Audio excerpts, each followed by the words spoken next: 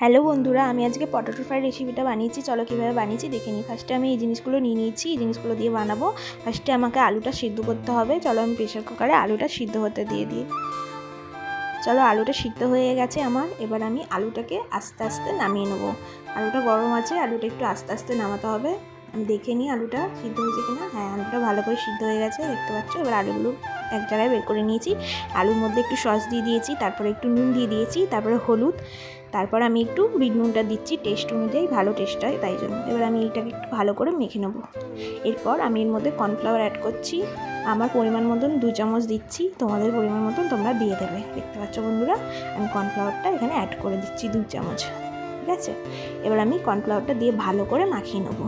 আলুর মধ্যে কোনো শক্ত ভাব না থাকে, তাহলে আলুটা ভালো মাখা হলে জিনিসটা ভালো হবে। তো আমি এবার একটু শেপ দিয়ে দিচ্ছি।